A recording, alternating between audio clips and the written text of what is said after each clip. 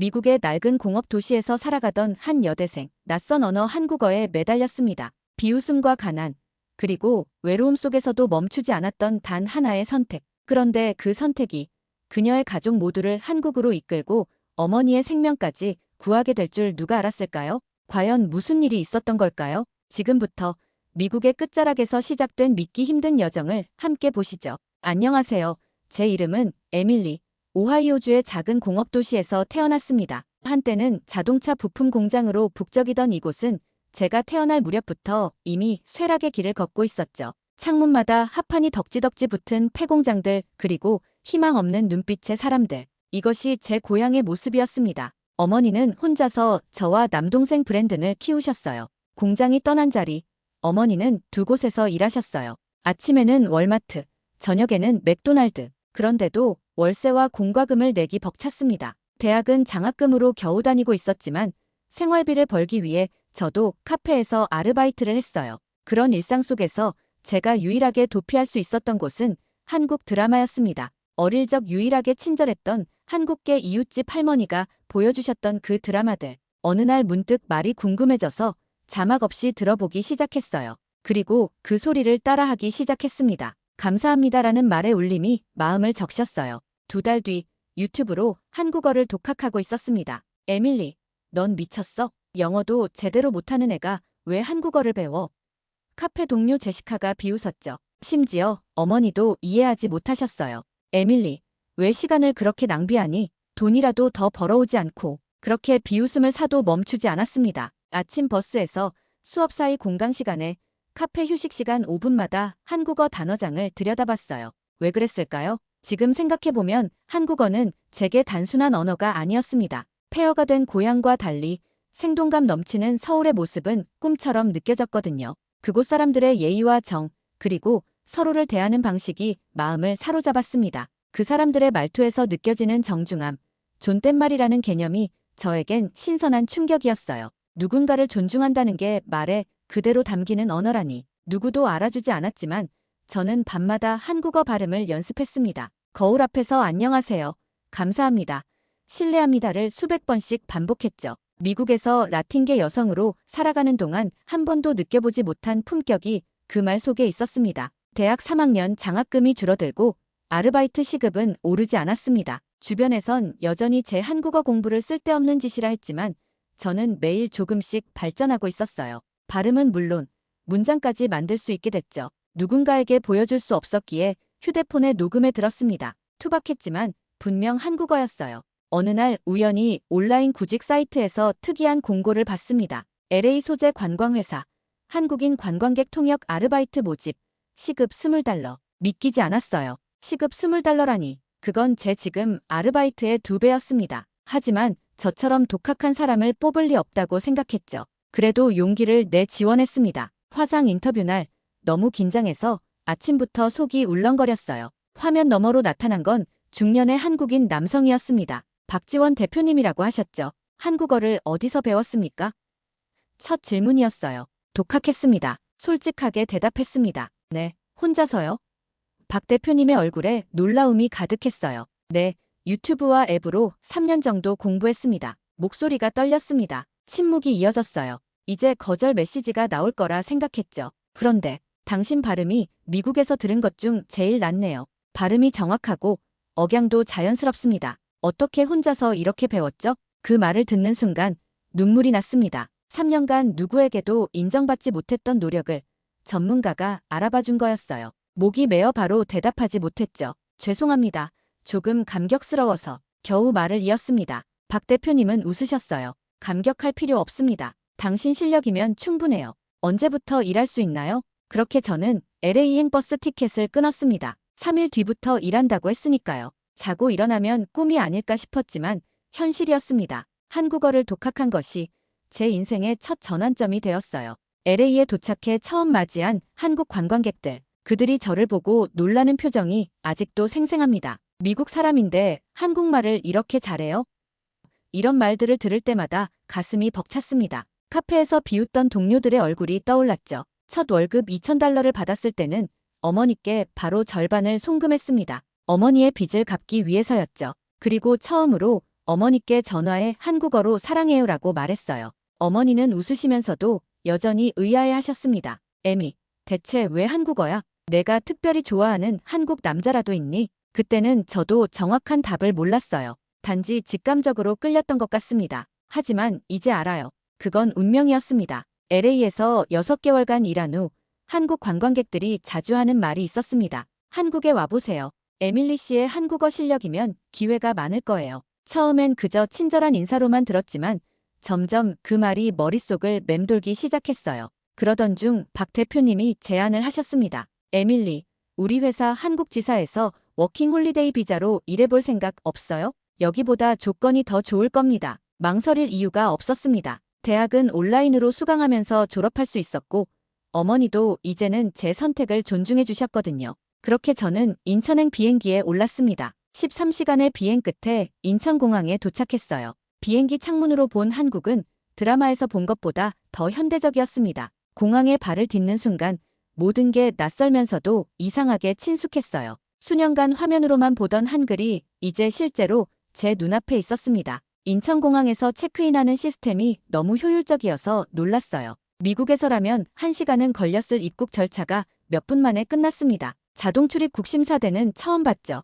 지문 인식과 안면 인식이 순식간에 이루어졌어요. 이런 게 미국에도 있었나? 없었습니다. 공항에서 서울로 가는 공항철도를 탔어요. 역시 깜짝 놀랐습니다. 빛나는 바닥, 깨끗한 의자, 정확한 시간에 도착하는 열차. 미국 지하철은 지저분하고 냄새나고 위험했는데 이곳은 달랐습니다. 서울역에 도착해 밖으로 나왔을 때 눈앞에 펼쳐진 광경에 말문이 막혔어요. 높은 빌딩들, 밝은 네온사인, 복잡하게 얽힌 도로, 그리고 무엇보다 거리를 가득 메운 사람들. 밤 10시인데도 거리는 생동감이 넘쳤습니다. 미국 도시들과는 완전히 달랐어요. 우리 동네는 해가 지면 아무도 돌아다니지 않았거든요. 그리고 놀라운 건 혼자 다니는 여성들이 많다는 것이었어요. 밤에도 당당하게. 제가 자란 곳에서는 상상도 할 수 없는 일이었습니다. 눈물이 나올 것 같았어요. 여기선 사람들이 안전하게 걸어다녀. 숙소로 가는 길, 24시간 편의점을 발견했습니다. 미국에서도 편의점은 있지만 이곳 편의점은 달랐어요. 도시락, 삼각김밥, 각종 음료와 생필품까지, 심지어 ATM, 복사기, 택배 서비스까지 있었습니다. 한 공간에 이렇게 많은 서비스가. 카카오 택시 앱으로 택시를 불러봤어요. 앱에서 내 위치를 정확히 찾고 도착 시간과 요금까지 알려주더군요. 그리고 정확히 예상 시간에 택시가 도착했습니다. 기사님은 친절했고 요금은 미터기 그대로였습니다. 미국에서는 항상 택시 기사가 돌아가거나 바가지를 씌울까 걱정했는데 말이죠. 숙소에 도착해 창밖을 보며 생각했습니다. 이곳은 분명 선진국이다. 제가 알던 미국과는 다른 의미의 선진국이었어요. 질서, 편애, 안전이 보장된 곳. 처음으로 제 선택이 틀리지 않았다는 확신이 들었습니다. 한국에서의 첫 주는 놀라움의 연속이었습니다. 매일 새로운 것을 발견했어요. 티머니 카드 하나로 지하철, 버스, 편의점까지 모든 걸 해결할 수 있다는 게 신기했습니다. 미국에선 각 도시마다 교통카드가 달랐는데 이곳은 하나로 통일되어 있었어요. 어머니와 영상통화를 하며 한국의 모습을 보여드렸습니다. 처음에는 반신반의하셨어요. 정말 버스가 정시에 와. 우리 동네는 버스가 30분씩 늦어도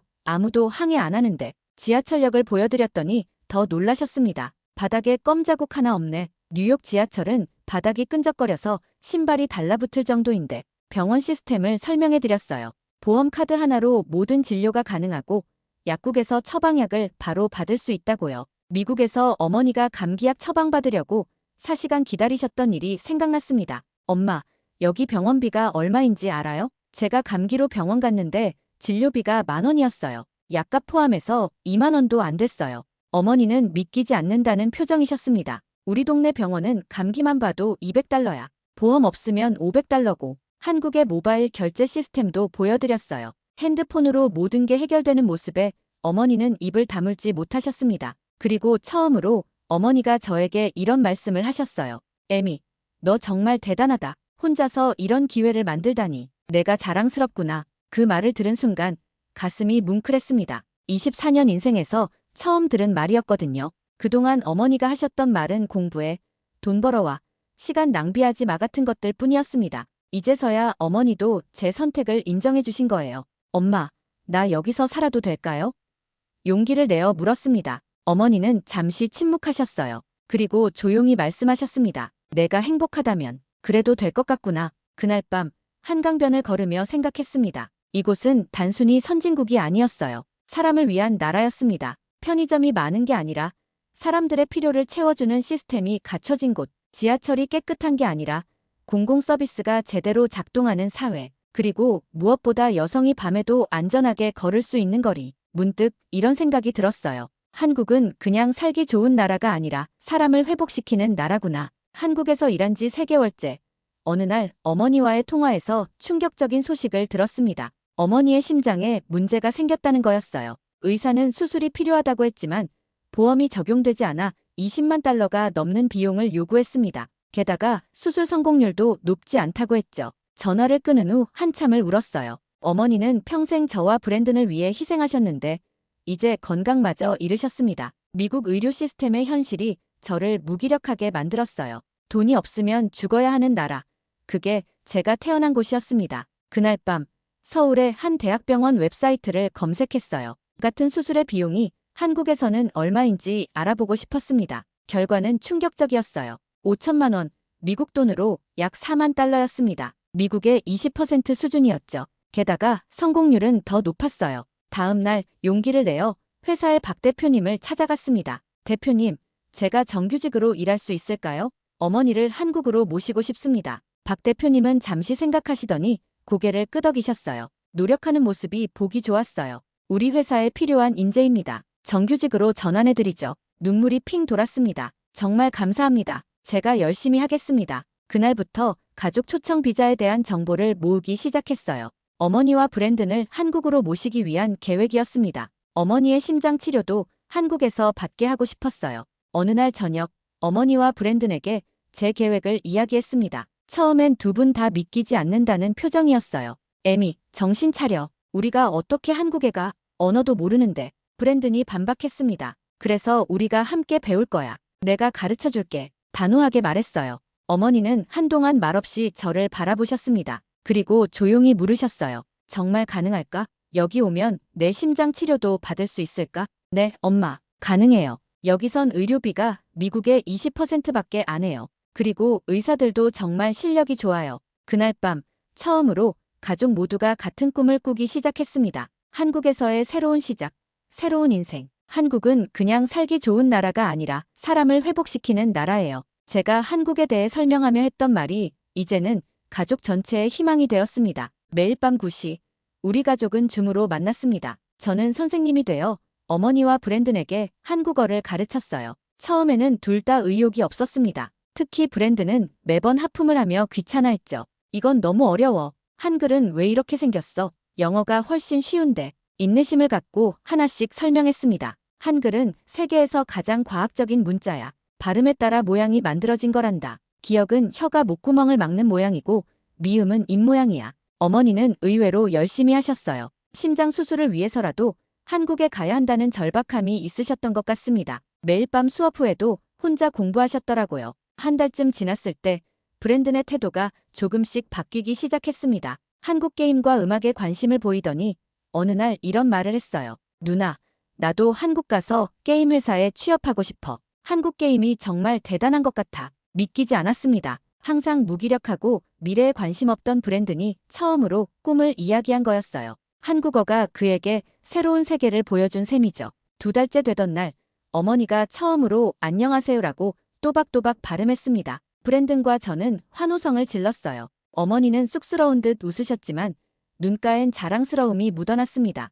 에미, 내 말이 맞았어. 이 언어는 특별해. 말하는 것만으로도 상대방을 존중하게 되는 것 같아. 그날 이후로 우리의 한국어 수업은 단순한 언어 학습을 넘어 가족의 시간이 되었습니다. 오랜만에 셋이서 웃고 대화하고 서로를 격려하는 시간. 한국어를 통해 우리는 다시 가족이 되어가고 있었어요. 어느 날 브랜든이 물었습니다. 누나, 한국에서는 내가 어떤 일을 할 수 있을까? 너는 컴퓨터를 잘하잖아. IT 회사나 게임 회사에 지원해 볼 수 있을 거야. 어머니도 조심스레 물으셨어요. 나는, 나이 많은 나도 일할 수 있을까? 엄마는 요리를 잘하시잖아요. 한국에는 멕시칸 푸드가 인기 있어요. 작은 가게라도 열 수 있을 거예요. 우리는 그날 밤 처음으로 한국에서의 구체적인 미래를 그렸습니다. 각자의 꿈과 역할, 그리고 함께하는 삶. 한국어는 어렵지만 따뜻했어요. 그 언어를 통해 우리 가족은 다시 하나가 되었습니다. 어머니의 비자 신청이 거절되었습니다. 이유는 건강상의 문제였어요.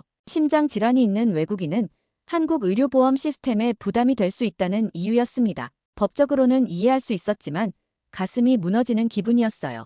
어머니의 상태는 점점 나빠지고 있었습니다. 미국에서는 수술 비용을 감당할 수 없고 한국으로 모시는 것도 불가능해진 상황. 절망감이 밀려왔습니다. 회사에선 말도 제대로 나오지 않았고 밤마다 혼자 울었어요. 그런 제 모습을 본 팀장님이 어느 날 물으셨습니다. 에밀리 씨, 무슨 일 있나요? 요즘 많이 힘들어 보여요. 모든 이야기를 털어놓았습니다. 어머니의 병, 비자 거절, 그리고 제 절망. 팀장님은 진지하게 들으시더니 갑자기 손뼉을 치셨어요. 의료 관광 비자는 어떨까요? 치료 목적으로 최대 6개월까지 한국에 머물 수 있어요. 그리고 제가 아는 대학병원 교수님이 계세요. 연락해 볼게요. 새로운 희망이 생겼습니다. 의료 관광 비자라니, 이런 제도가 있었다니. 팀장님은 즉시 행동에 옮기셨어요. 대학병원에 연락하고 비자 절차를 확인하고 심지어 어머니의 의료 기록을 영어로 번역해 한국 의사에게 보내는 것까지 도와주셨습니다. 일주일 후 한국 의사로부터 답변이 왔어요.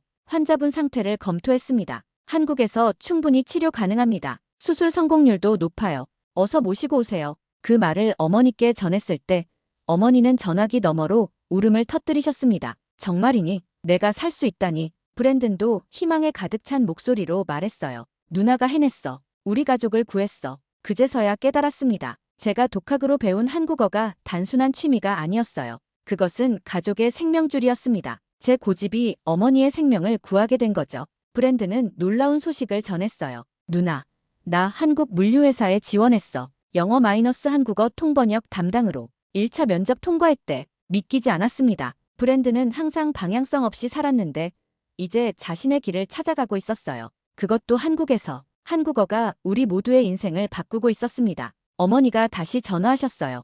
에미, 오늘 집 근처 공원을 걸었단다. 10년 만에 처음이야. 내가 한국에서 치료받게 해준다는 희망 때문에 갑자기 다시 뛰고 싶다는 생각이 들더라. 그 말을 들으며 가슴이 뭉클했습니다. 어머니는 그동안 얼마나 절망 속에 살아오셨을까요? 이제 희망이 보였습니다. 한국에서의 새 출발, 가족의 두 번째 인생. 그 시작점에 제가 서 있다는 사실이 믿기지 않았어요. 2025년 현재 저희 가족은 모두 한국에 살고 있습니다. 어머니는 성공적으로 심장 수술을 받으셨고 지금은 서울 외곽의 작은 멕시칸 푸드 가게를 운영하세요. 한국 사람들이 타코와 브리토를 정말 좋아하더라고요. 어머니의 가게 이름은 그라시아스 코리아. 감사합니다. 한국이라는 뜻입니다. 브랜드는 한국 물류회사에서 외국 고객 담당 매니저로 일하고 있어요. 처음엔 단순 통역이었는데 지금은 팀장 직전 단계까지 올랐습니다. 그리고 제가 가장 놀란 건 그가 한국인 여자친구를 사귀고 있다는 거예요. 둘이 결혼까지 생각하고 있다고 합니다. 저는 관광회사를 떠나 지금은 글로벌 마케팅 에이전시의 콘텐츠 팀장이 되었습니다. 미국과 한국을 잇는 콘텐츠 전략을 담당하고 있어요. 제 한국어 실력과 문화적 이해가 이런 자리까지 오게 해줬습니다. 얼마 전 저희 가족은 시민권 신청서를 제출했어요. 5년간의 거주 기간을 채웠기 때문에 가능했습니다. 신청서를 작성하며 어머니가 말씀하셨어요. 에밀리, 내가 우리 인생을 바꿨어. 내가 그때 한국어를 배우지 않았다면 나는 지금 살아있지 않을 거야. 저는 그 말에 울컥했습니다. 문득 떠올랐어요. 제가 처음 한국어를 배울 때 비웃던 카페 동료들, 시간 낭비라고 말하던 사람들, 그들은 지금 어디에 있을까요? 여전히 그 작은 마을에서 하루하루를 버티며 살고 있겠죠. 어제는 가족 모두가 함께 한강에서 자전거를 탔습니다. 강바람을 맞으며 브랜든이 말했어요. 누나, 이제 우리도 한국 가족이야. 신기하지 않아? 가슴이 벅차올랐습니다. 미국에서는 루저였던 우리 가족이 한국에서는 정착자가 되었습니다. 절망적이었던 우리의 내일이 이제는 희망으로 가득 찼어요. 한강의 석양을 바라보며 생각했습니다. 한국은 단순한 나라가 아니었어요. 우리에게 한국은 두 번째 기회, 새로운 시작의 땅이었습니다. 그리고 그 모든 시작점은 제가 무모하게 시작한 한국어 공부였죠. 감사합니다. 대한민국. 마음속으로 속삭였습니다. 어머니는 제 손을 꼭 잡으셨고 브랜드는 강가를 향해 큰 소리로 외쳤습니다. 우리는 이제 한국 사람이다. 그 순간 한강의 물결이 우리의 외침에 대답하듯 반짝였습니다. 미국의 끝자락에서 시작된 우리 가족의 여정은 이제 한국이라는 새로운 시작점에 도달했습니다. 이곳이 우리의 집이었습니다. 이곳이 우리의 새로운 고향이었습니다. 오늘의 이야기는 여기까지입니다. 한 여대생의 무모한 선택이 가족의 운명을 바꿨고 한국이라는 나라가 그 선택에 응답했습니다. 한국은 단순히 발전한 나라가 아니라 사람을 회복시키는 나라라는 사실. 오늘 그 진실을 확인하셨죠? 미국의 끝에서 시작된 희망. 이제는 한국이라는 이름으로 피어났습니다. 여러분은 이 이야기를 들으며 어떤 생각이 드셨나요? 아래 댓글로 여러분의 소감을 나눠주세요. 그리고 구독과 좋아요, 알림 설정은 더 따뜻한 이야기 제작에 큰 힘이 됩니다.